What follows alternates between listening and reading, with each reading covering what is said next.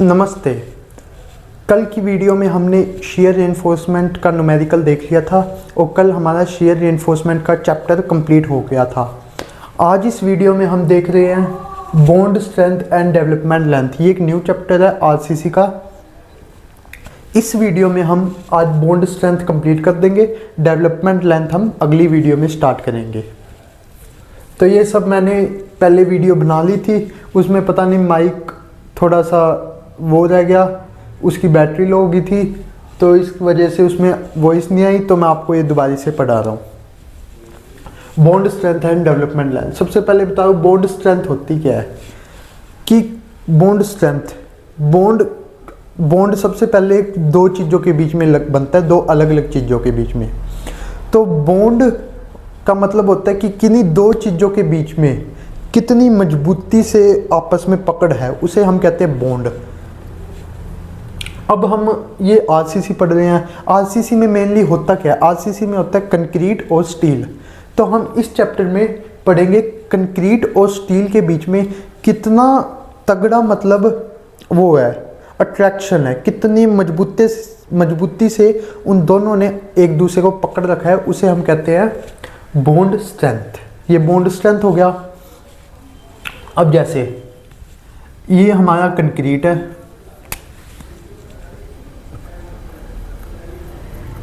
Concrete, और ये हमारा स्टील।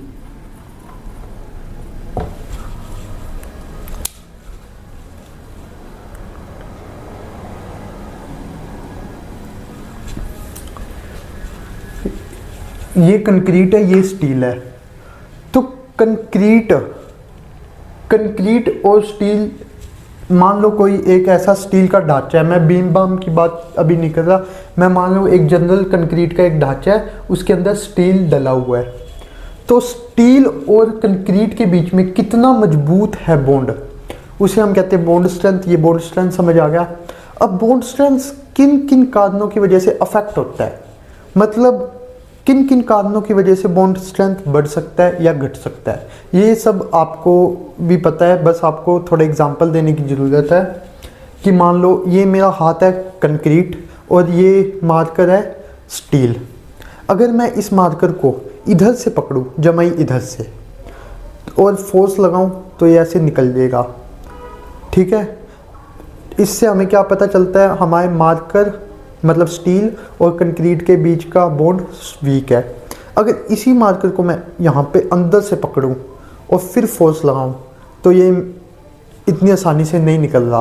तो हमें क्या पता चल रहा है कि अगर स्टील कंक्रीट के अंदर जितना अंदर तक डला होगा, उनका बॉन्ड स्ट्रेंथ उतना ही ज़्यादा होगा या अच्छा होगा।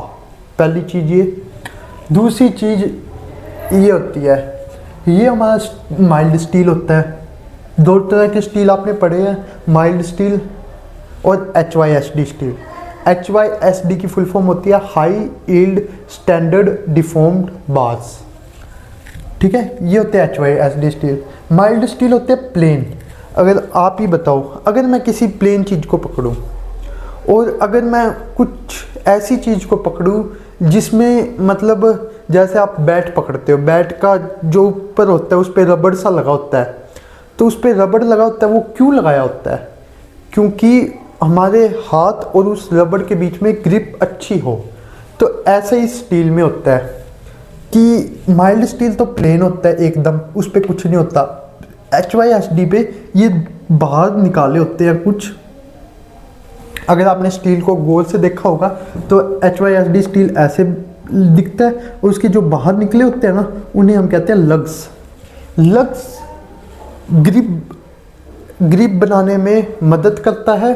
तो कंक्रीट और स्टील के बीच में बॉन्ड अच्छा होता है। ये तो आपने जनरली बात कर ली हमने। अब मैं डेफिनेशन से लिखवा रहा हूँ, जो आप पेपर में भी लिख सको और वैसे भी कर सको। तो डेफिनेशन है, bond develops due to. Bond किन किन कारणों से डेवलप्ड होता है, तो लिखो बॉन्ड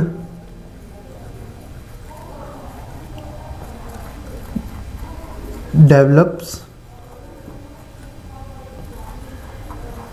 ड्यू टू बॉन्ड किन किन कारणों से डेवलप होता है? बॉन्ड 3 मेन रीज़न है जिससे बॉन्ड डेवलप होता है। तो तीनों रीज़न लिखो पहले। पहला,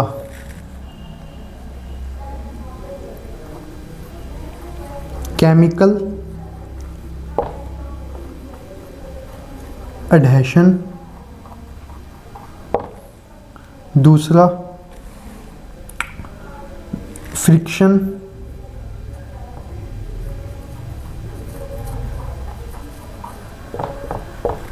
बिटवीन कंक्रीट एंड स्टील। तीसरा, मैकेनिकल रिप्स। बॉन्ड ये तीन मेन रीजन है जिनकी वजह से बॉन्ड डेवलप्ड होता है। पहला chemical adhesion, friction between concrete and steel, और मैकेनिकल रिप्स। तो केमिकल एडेशन क्या होता है? केमिकल एडेशन का मतलब होता है कि सबसे पहले एडेशन का मतलब बताता हूँ मैं तुम्हें। एडेशन होता है कि जब कोई अलग अलग दो चीज़ आपस में फोर्स ऑफ अट्रैक्शन होता है ना, अलग अलग दो चीज़ों का फोर्स ऑफ अट्रैक्शन, उसे कहते हैं एडेशन। और इसी का उल्टा होता है कोहेजन। कोहेजन का मतलब होता है कि सेम चीज़ों के बीच में फोर्स ऑफ अट्रैक्शन, उसे हम कहते हैं कोहेजन। तो जैसे पानी है, पानी, अगर मैं आपसे एक सवाल पूछूं कि अगर मेरे ऊपर पानी गिर जाए अभी, तो पानी गिरने के बाद वो नीचे उतर जाता है, फिर मैं गिल्ला क्यों हो जाता हूँ? गिल्ला मैं इसलिए होता हूँ क्योंकि पानी के मॉलिक्यूल्स के बीच में कोहेजन फोर्स लगता है। कोहेजन फोर्स लगता है मतलब वो पानी के मॉलिक्यूल के बीचों में आपस में फोर्स ऑफ अट्रैक्शन होता है जो मेरे ऊपर रह जाता है, तो उसकी वजह से मैं गिल्ला होता हूँ। तो वो तक कोहेजन एडेशन होता है, कोई दो अलग अलग ऑब्जेक्ट के बीच में फोर्स ऑफ अट्रैक्शन एडेशन होता है। अब देखो यहाँ पे बॉन्ड किन दोनों के बीच में बन रहा है? कंक्रीट और स्टील, दो अलग अलग चीज़ है, तो एडेशन। अब केमिकल एडेशन, इनके बीच में फोर्स ऑफ अट्रैक्शन कैसे, कौन पैदा करता है? तो हम सबको पता है कि एक नाम होता है एक मटेरियल का जिसको हम कहते हैं सीमेंट। तो सीमेंट ही इसमें है जो कंक्रीट और स्टील के बीच में बॉन्ड पैदा करता है। तो केमिकल एडेशन पता चल गया। सीमेंट एक ऐसा मटेरियल है जो कंक्रीट और स्टील के बीच में बॉन्ड वो पैदा करता है। फिर आता है फ्रिक्शन। फ्रिक्शन भी एक ऐसा चीज़ है। फ्रिक्शन कब लगता है? फ्रिक्शन तब लगता है किसी दो ऑब्जेक्ट के बीच में, ये भी फ्रिक्शन भी किसी दो ऑब्जेक्ट के बीच में लगता है। ये कब लगता है? ये तब लगता है जब वो दो ऑब्जेक्ट आपस में इंटरकनेक्ट हो, मतलब टच हो रहे हो आपस में, तब ही फ्रिक्शन फोर्स अप्लाइड होगा। तो एक कंक्रीट और स्टील आपस में पूरा टच हो रहे हैं, हाँ एक दूसरे के अंदर घुसे ही हुए हैं, तो ये मतलब आपस में पूरा टच हो रहे हैं, तो फ्रिक्शन फोर्स लगेगा इन दोनों के बीच में। ठीक है। फिर लास्ट होता है फ्रिक्शन फोर्स हर उस चीज़ के बीच में लगता है जो आपस में टच हो रहे हैं। लास्ट है मैकेनिकल रिब्स। अब देखो आप खुद बताओ, ये दोनों किन किन की, मतलब कौन सी स्टील में, ये कौन सी टाइप की स्टील है जो इन दोनों को सिर्फ करती है? ये माइल्ड स्टील। माइल्ड स्टील मतलब अगर हम इसमें माइल्ड स्टील डाल रहे हैं, अगर ये माइल्ड स्टील का केस है मान लो, तो इसमें बॉन्ड डेवलप्ड होएगा सिर्फ इन दोनों कारणों से। ठीक है। अब आता है HYSD। HYSD में एक चीज़ हो जाती है, ये रिब्स, इनको लग्स या रिब्स भी कहते हैं। क्या कहते हैं? RIBS, ribs. एक बार तुम रिब्स ही याद रखो, इनको कहते हैं रिब्स। तो HYSD में ये रिब्स होती है जो मैंने आपको पहले ही बता दिया, जो ग्रिप पैदा करती हैं। ग्रिप की वजह से HYSD में और तगड़ा बॉन्ड का स्ट्रेंथ और तगड़ा होता है। तो HYSD में डेवलप्ड, अगर ये HYSD का केस है तो उसमें बॉन्ड स्ट्रेस किन किन रीजन से डेवलप्ड होएगा? इन तीनों रीजनों से, इन तीनों रीजनों से HYSD में बॉन्ड डेवलप्ड होएगा। तो ये हमारा एक टॉपिक खत्म होता है, bond develop due to in 3 reason से, ये आपको याद रखने हैं, ठीक है। अब अगला टॉपिक आता है बॉन्ड स्ट्रेस, वो मैं आपको इधर स्टार्ट कराता हूँ।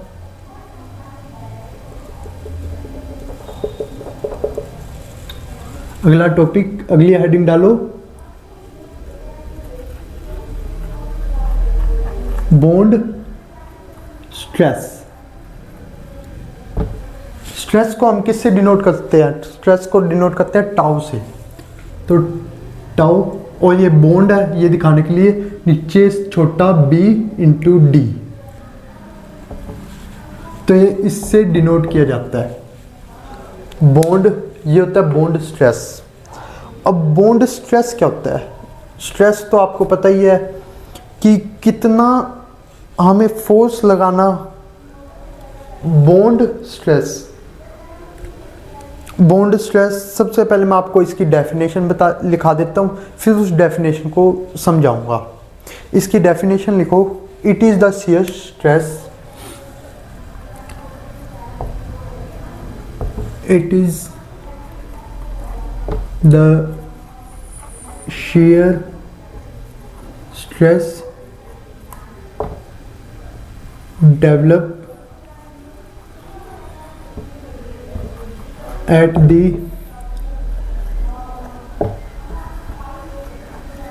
interference of steel and concrete. ये इसकी डेफिनेशन है बॉन्ड स्ट्रेस की। अब मैं इसको समझाता हूँ ये कहना क्या चाहती है। बॉन्ड स्ट्रेस एक शियर स्ट्रेस है। शियर स्ट्रेस क्या होता है? जो ऐसे बीच में लगता है, मतलब ये एक चीज है,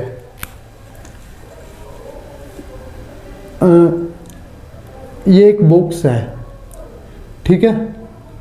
अगर आपको फोर्स लगाना हो तो इस बॉक्स पर इस तरफ फोर्स लगाना हो तो आप कैसे लगाओगे?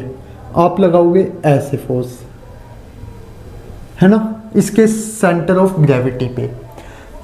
पर शियर स्ट्रेस क्या होता है? जब टेंजेंशियली फोर्स लगता है इस बॉक्स पर, नीचे से ये फिक्स है, जब टेंजेंशियली फोर्स किसी भी ऑब्जेक्ट पर अप्लाइड होता है उसे हम कहते हैं शियर स्ट्रेस। तो ये क्या है? शियर स्ट्रेस है। ये कहाँ डेवलप्ड होता है? जहाँ पर इंटरफेरेंस, इंटरफेरेंस मतलब जहाँ पर कंक्रीट और स्टील आपस में टच हो रहे हैं ना, उसके ऊपर डेवलप्ड होएगा, मतलब स्टील के ऊपर डेवलप्ड होगा, ठीक है। मतलब अगर मान लो ये मेरे को इससे समझाना हो तो बॉन्ड स्ट्रेस कहाँ डेवलप्ड होएगा? बॉन्ड स्ट्रेस इधर डेवलप्ड होएगा, ये ऐसे, ये ऐसे, ये ऐसे, और ये ऐसे, ये ऐसे, ये ऐसे, ये ऐसे, टाउ बी डी। ये बॉन्ड स्ट्रेस यहाँ पे ऐसे डेवलप्ड होगा। अब बॉन्ड स्ट्रेस कितना डेवलप्ड होगा, ये हमें एक न्यूमेरिकल वैल्यू भी पता होनी चाहिए मैथमेटिकली। तो इसका एक फॉर्मूला होता है बॉन्ड स्ट्रेस का, तो वो लिखो टाउ बी डी। मैं यहाँ पे डेवलप लिख रहा हूँ, ये मैं आपको बताऊँगा क्यों लिख रहा हूँ। Tau b d develop is equal to v divided by v u, लिख लो v u divide by summation of o into lever arm. ये सबसे पहले टाउ बी डी का फॉर्मूला होता है, मतलब बॉन्ड स्ट्रेंथ डेवलप्ड। हम दो चीज लिखेंगे, एक तो लिखेंगे डेवलप्ड, एक लिखेंगे प्रोवाइडेड। डेवलप्ड तब आता है जब इसमें डेवलप जितना अपने आप हुआ है, मतलब और प्रोवाइडेड तब होता है जब हम चाहते हैं कि इतना प्रोवाइड हो, उसे हम कहेंगे प्रोवाइडेड। मतलब हम चाहते हैं कि बॉन्ड स्ट्रेंथ मान लो 50 किलो न्यूटन पर मीटर स्क्वायर हो, तो उसे हम कहेंगे प्रोवाइडेड।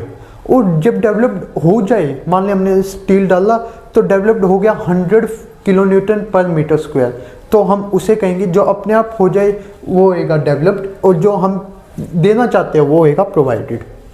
तो हमने ये डेवलप्ड इसलिए लिखा कि ये वो फॉर्मूला है कि जो अपने आप डेवलप्ड हो जाता है जब हम ये स्टील को कंक्रीट में डालते हैं। व्यू ये वही है जो आपको पिछले चैप्टर में भी बताया था, shear force. Shear force summation o का ये इसका एक और फॉर्मूला है n पाई फाई, ये समीशन ओ का फॉर्मूला है।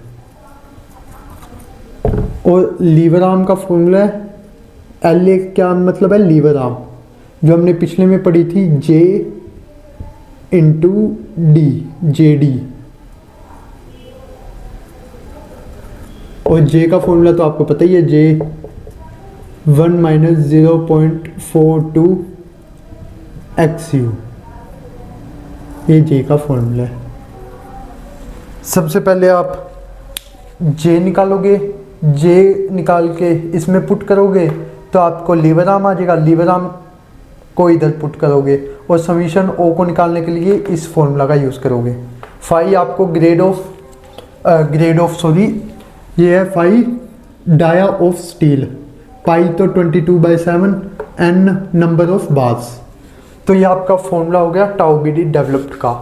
तो आपका बॉन्ड स्ट्रेंथ टॉपिक भी ख़त्म हो गया।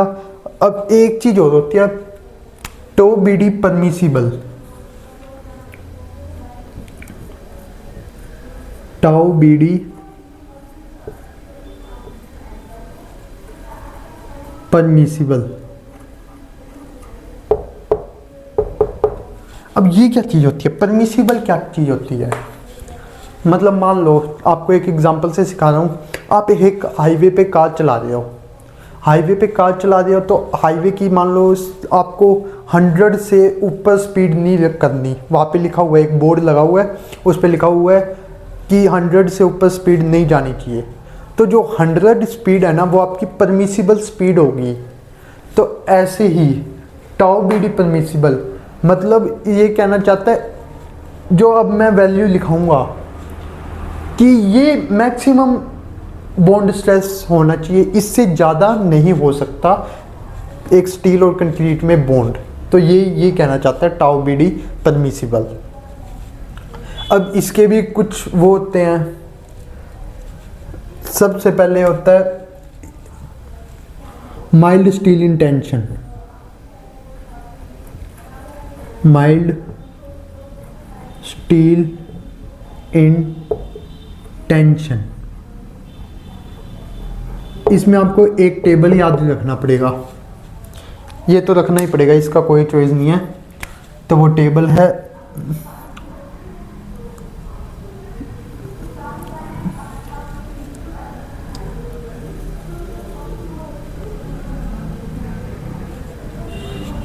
उस टेबल की वैल्यूज हैं, यहाँ पे है M और यहाँ पे है टाउ BD परमिसिबल की वैल्यू। ठीक है, M20 से M40 तक, M20 M30 M20 M25 M30 M35 और ये M40।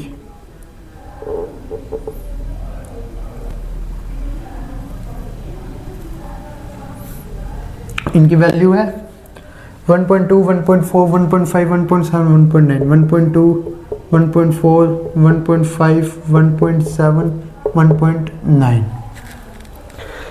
मतलब अब देखो, आपने कोई एक न्यूमेरिकल सोल्व कर रहे हो, मान लो आप सोल्व कर रहे हो कोई एक न्यूमेरिकल डेवलपमेंट लेंथ का। तो डेवलपमेंट लेंथ का सोल्व कर रहे हो, आप सबसे पहले ये फॉर्मूला लगाओगे, इस फॉर्मूले से आपकी वैल्यू निकलेगी एक। अब उस क्वेश्चन में कहीं ना कहीं आपको ये जरूर दे रखा होगा कि वो कौन सा स्टील यूज़ कर रहे हैं और कहाँ पर डाल रहे हैं, टेंशन साइड में डाल रहे हैं या कंप्रेशन साइड में। तो आपने जो इस यहाँ से निकल कर एक वैल्यू आई है, मान लो आ गई 0.5, और आपने यूज़ किया है M20 का ग्रेड। ये भी देगा आपको grade of concrete, mild steel भी देगा, मतलब कौन सा स्टील यूज़ किया है और कहाँ पर यूज़ किया है। मान लो उसने यही कंडीशन दे रखी है, माइल्ड स्टील यूज़ किया, टेंशन में यूज़ किया, M20 का ग्रेड है, यहाँ से आपकी वैल्यू आई है 0.5। तो वो 0.5 आपने ये चेक करना है, ये टेबल आपको बनानी पड़ेगी, फिर आपको चेक करना पड़ेगा 1.2 से छोटा है या बड़ा। तो आपको पता है 0.5 1.2 से छोटा है, तो छोटा है तब हमारा सही स्टील डाला है हमने और उसकी सही बॉन्ड स्ट्रेंथ है, क्योंकि परमिसिबल से ज़्यादा हो नहीं सकता। तो 0.5 आया हमारा, तो 1.2 से छोटा है। अगर हम M30 का ग्रेड डालते तो वो भी सही था, वो उसकी फिर यहाँ पे वैल्यू कुछ और आती, तो मतलब इन वैल्यू से छोटा ही आना चाहिए था यहाँ से जो आप निकालते। ये माइल्ड स्टील इंटेंशन, अब आप अलग अलग स्टील, 2 स्टील है और 2 जगह, तो हमारे 4 केस बनेंगे। पहला केस तो ये रहा, दूसरा केस, अब आपको टेबल याद नहीं करनी। दूसरे केस में है HYSD intention, HYSD intention. HYSD intention में है तो TOBD इंक्रीज बाय 60%। ठीक है, TOBD सबसे पहले आप निकालोगे इसका 60%। मतलब ये जो टेबल आपने याद करी है ना, इसमें मान लो आपकी वैल्यू आई है 1.5 को ही आई है वैल्यू, M30 दे रखा था, आपकी वैल्यू 1.5 आ गई, तो इसका 60% आपको इंक्रीज करना है, तो वो एक HYSD इंटेंशन। तीसरा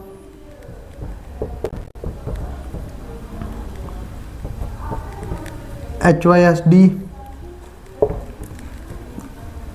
इन कंप्रेशन, तो TOBD कितनी इंक्रीज होगी, TOBD इंक्रीज होगी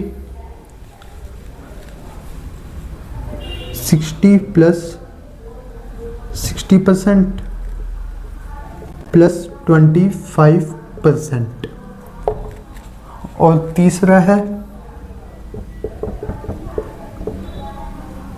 माइल्ड स्टील, ये भी HYSD, पहले आप इधर का, इसका 60 प्लस 25% इंक्रीज होके ये वैल्यू आएगी, ये भी same mild steel in tension में हो गया था। अब कंप्रेशन, TOBD इंक्रीज बाय 25%। तो ये आपको TOBD परमिसिबल की वैल्यू पता लगी। अगर आपको ये नहीं समझ आया कि TOBD परमिसिबल क्या है, क्या चीज़ है, कैसे क्या करना है, आपको नहीं समझ आया, कोई बात नहीं।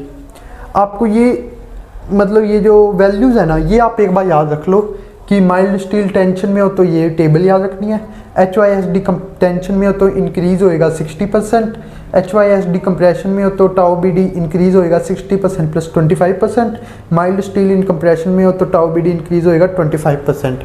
यह आपको मैं क्वेश्चन आएगा ना तब उसमें और अच्छे से समझा दूंगा। तो ये आप नोट कर लो, नोट करना है या स्क्रीनशॉट ले लो इस चीज़ का।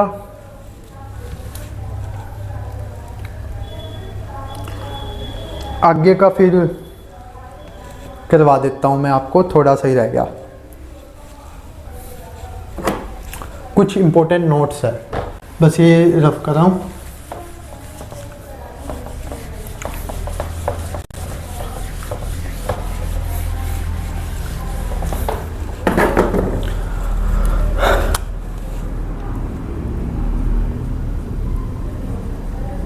Important notes.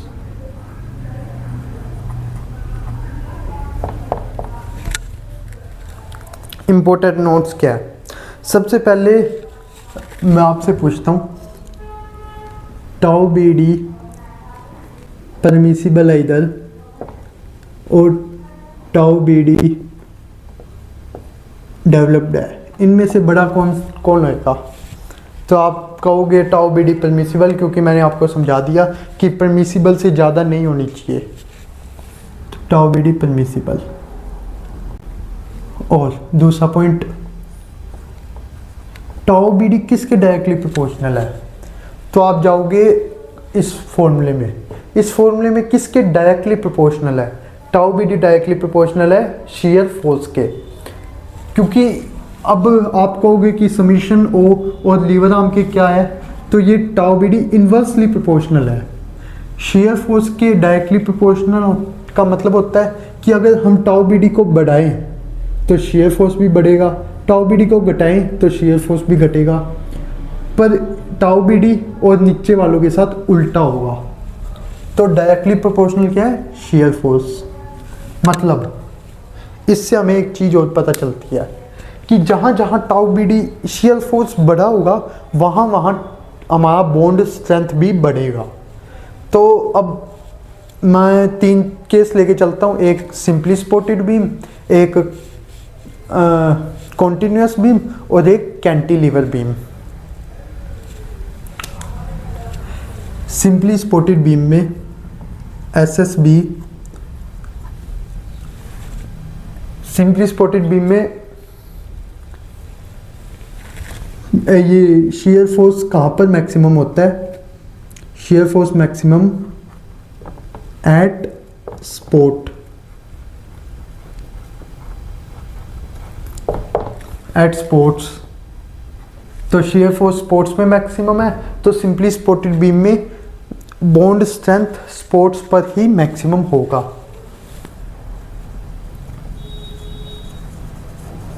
कॉन्टिन्यूअस में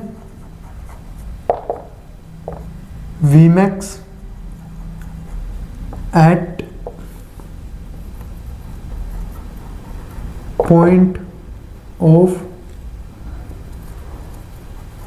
कॉन्ट्राफ्लेक्सर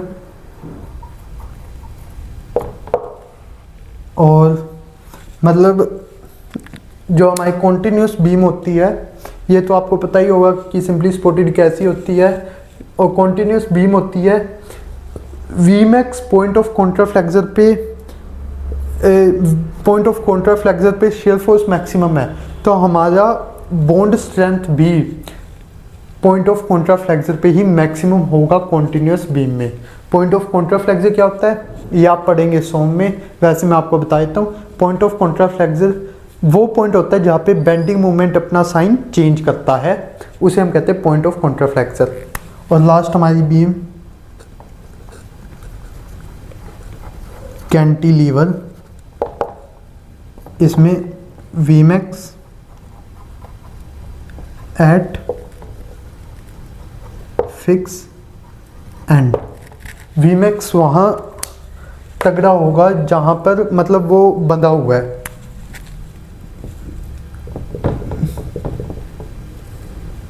वीमैक्स ये कैंटिलीवर बीम है तो वीमैक्स इस जगह पर स्ट्रॉन्ग होगा, तो इस जगह पर वीमैक्स स्ट्रॉन्ग है तो हमारा बॉन्ड स्ट्रेंथ या टाउ बी डी भी मैक्सिमम होगा।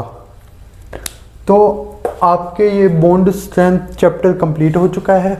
अगली वीडियो में हम डेवलपमेंट लेंथ कंप्लीट करेंगे।